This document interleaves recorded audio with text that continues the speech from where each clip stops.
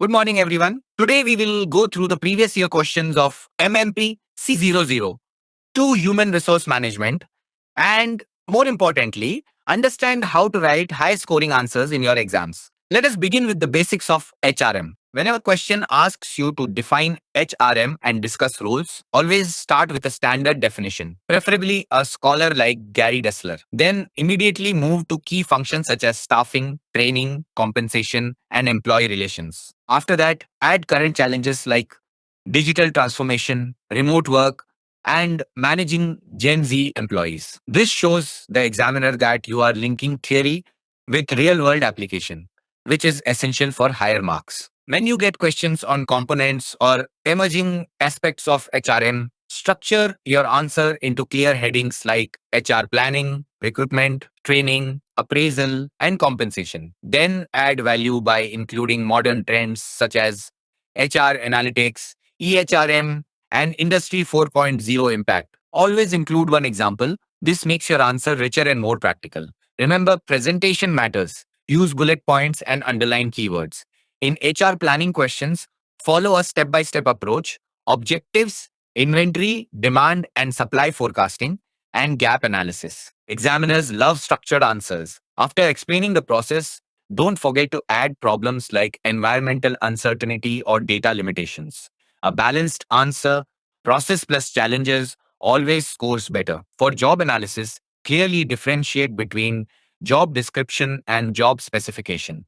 Use methods like observation and interview with examples. In theory, questions, diagrams, or small comparisons can fetch extra marks. Similarly, when discussing organizational environment, divide your answer into internal and external factors and then link it to modern developments like AI and automation. In recruitment and selection questions, always begin with a distinction. This is a scoring opportunity. Then explain the recruitment process step by step. Use flow like language so the examiner can easily follow your logic. For selection tests, classify them aptitude, intelligence, personality, and give examples. Avoid writing everything in one paragraph. Structured answers stand out. When writing about organizational socialization, remember the three stages: pre arrival, encounter, and metamorphosis. Use simple examples to explain each stage. Examiners appreciate clarity more than complexity. For training and development, if you mention the Kirkpatrick model,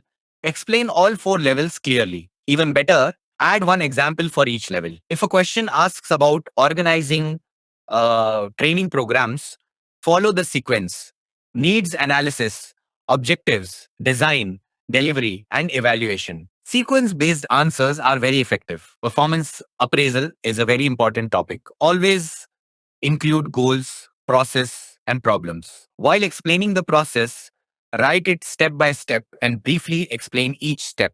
Also mention common errors like halo effect or central tendency. These are frequently asked and help you gain extra marks. In methods, explain 3-4 techniques like MBO, 360, DEGREE feedback, and bars with short examples.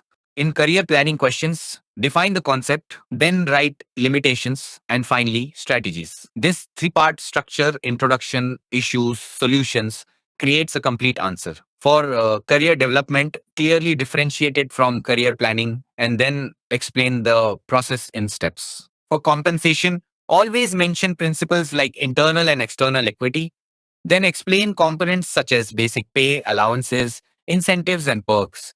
If possible, relate to Indian context or laws. This shows depth of knowledge.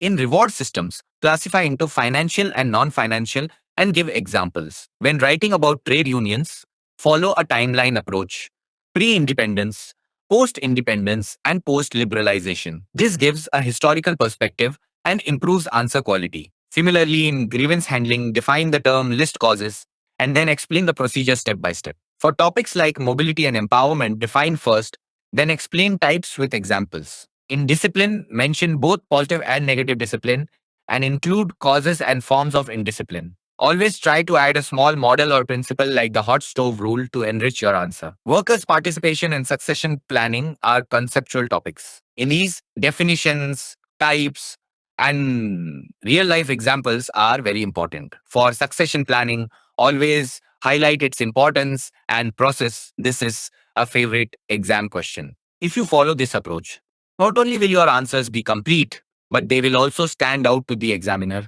helping you achieve better scores.